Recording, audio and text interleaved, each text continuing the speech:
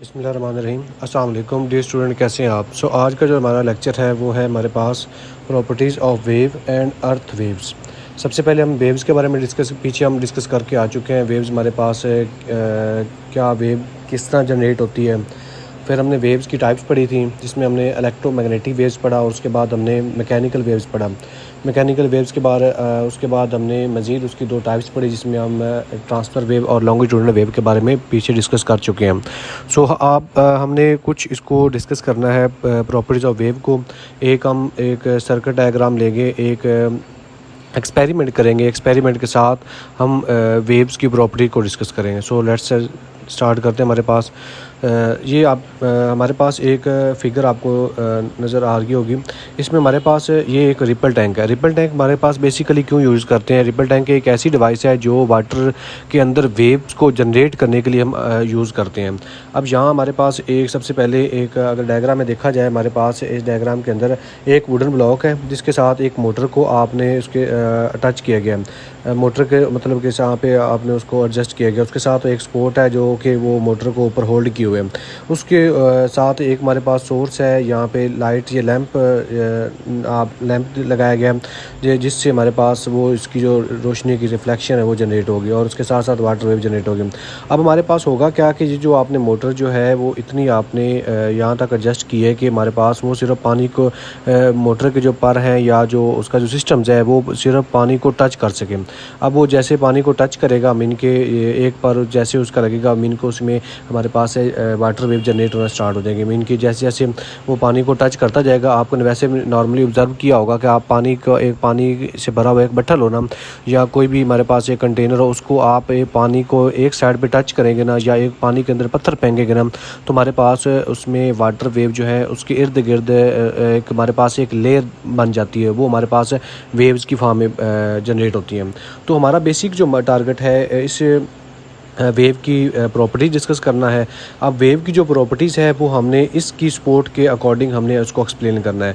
अगर देखा जाए हमारे पास यहाँ पे नीचे वाटर वेव्स के नीचे हमने, क्योंकि ये सारा रिपल टैंक ग्लास का बना होता है, ऊपर हमारे पास रोशनी फुल एक मतलब कि एक इमेज उसकी जो है ना वो नीचे बनाई जा रही है, और उस इमेज की बना पर हम वो जो वाटर वेव्स हैं उनको हम डिस्कस करेंगे। उसमें हमारे पास 3 तरह की प्रॉपर्टीज़ डिस्कस करेंगे, जिसमें हमारे पास सबसे पहले रिफ्लेक्शन आता है, उसके बाद रिफ्रैक्शन आता है, उसके बाद डायफ्रैक्शन आता है। तो इन तीनों प्रॉपर्टीज़ को हम इस रिपल टैंक के थ्रू डिस्कस करेंगे। तो हमारे पास इसके में कुछ ये की पॉइंट्स दिए गए हैं कि observable properties include reflection, refraction and diffraction. Easily demonstration using a ripple tank a shallow glass container filled with waters illuminated by a light source with waves fronts represents points where all vibrations are in phase. Mean कि हमारे पास ये shallow water का mean होता है कि पानी की गहराई कम होना, और उसके साथ साथ जो है हमारे पास पानी की गहराई कम होने के साथ साथ जो पानी को जैसे ही मोटर टच करेगी तो उसमें हमारे पास वेव जनरेट स्टार्ट हो जाएंगी। तो उन वेव्स को हमने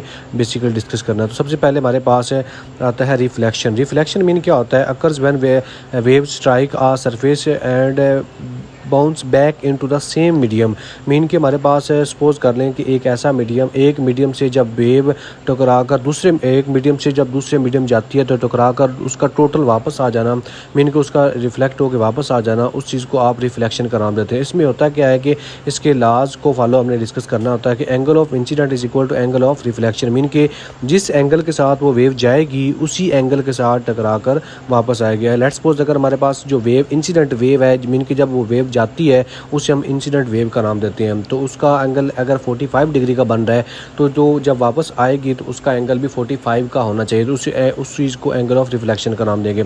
तो मीन कि अगर ये दो चीज़ें सेटिस्फाइड हो रही हैं, उसकी डायरेक्शन चेंज नहीं हो रही, और मतलब कि एंगल ऑफ इंसिडेंट और एंगल ऑफ रिफ्लेक्शन दोनों इक्वल्स आ रहे हैं, तो हमारे पास उस कैटेगरीज को आप रिफ्लेक्शन का नाम देंगे। उसके बाद हमारे पास आता है रिफ्रैक्शन। रिफ्रैक्शन में अगर बात देखी जाए, bending and speed change when way pass from one medium into another medium angles deep waters and shallow waters.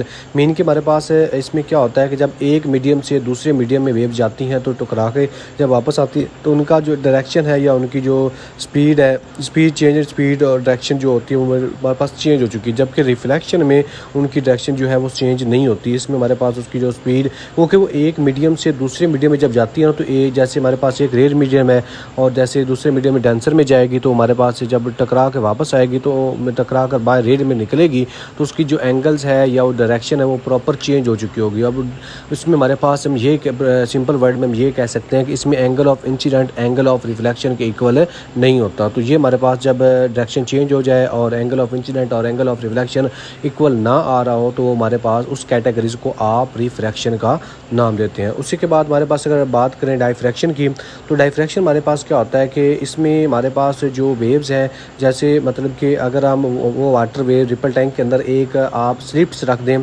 Slipped रखने का मकसद क्या होगा कि वाटर वेव उसमें से इन होती हैं, इन होने के पहले वो अगर करली स्ट्रेट फॉर्म में आ रहे हैं तो जब वो उसमें से स्लिप्स में से निकलेंगी तो वो कर्ल होकर निकलेंगी, सेमी सर्कल बनेगा, मीन कि उसका एक बैंड होकर निकलेगी।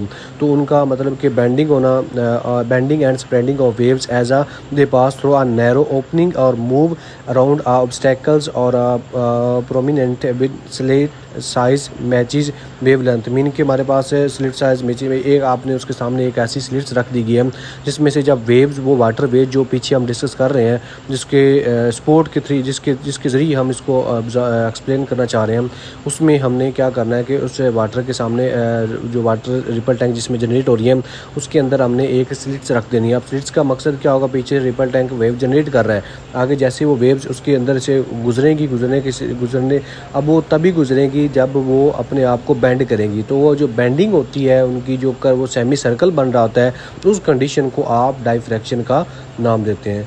सो आज का टॉपिक हमारा यहाँ तक है, मिलते हैं नेक्स्ट वीडियो में। ओके, अल्लाह हाफिज़।